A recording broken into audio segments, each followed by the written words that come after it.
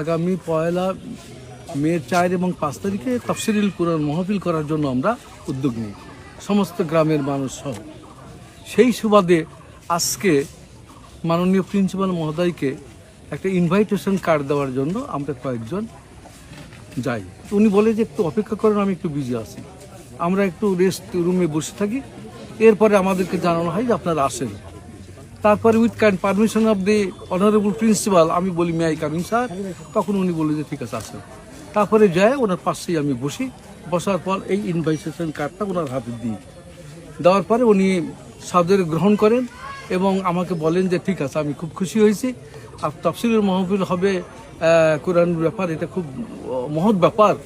তো ঠিক আছে, আমরা স্টাফের সঙ্গে আলাপ আলোচনা করে আপনাদেরকে আমরা সহযোগিতা করব। আপনার ল অ্যান্ড অর্ডার সিচুয়েশনের জন্য আমাদের ফিল্ডে গ্যারেজ হয়, এটার জন্য আমরা সার্বিক সহযোগিতা করবো ইনশাল্লাহ। এই বলে ওনার কাছে মোসাফা করে আমি বেরিয়ে আসব। হঠাৎ করে ওর পাশে দাঁড়ানো একটা মহিলা, নাম হইলো হীরা। হীরা ওই ওখান থেকে চিৎকার, এই শয়তানের বাচ্চারা কলেজের মধ্যে ঢুকছিস কি জন্য? হ্যাঁ, দেখ সালারে বার করে দে। সালার আসছে কেন? আমার বাবার কলেজ, তাদের কি প্রায়োরিটি আছে আদার? আমি বললাম যে বাবা এইরকম কত বলছো কেন, আমরা মরিবি লো, তোমার চাচা হয়ে এগুলো বলছো কেন? ওই দৌড়ে আসছে, একটা ধাক্কা মারলো। আমি লজ্জাবোধ করে আমি আমার কলেজ থেকে বাইরে আসছি। বাপকে একেবারে আমার লজ্জা, আমি জীবনে এরকম কোনোদিন করিনি। আমার 25 বছর চাকরি করছে, এর মধ্যেও কোনো মহিলা আমাকে অপমান করতে পারে নাই। তারপরে সে ওই হইস আরম্ভ করে দিল। আমার ছেলে ফেরে যা অনুরোধ করলে যাও, ইয়ে করে একজনে ধরে মারে। আমি প্রিন্সিপালের অনুরোধ করেছি, ওই ধরে মারতেছে আপনার সামনে, একটু দয়া করে বলেন ওকে বাইরে যেতে। মারে গেল।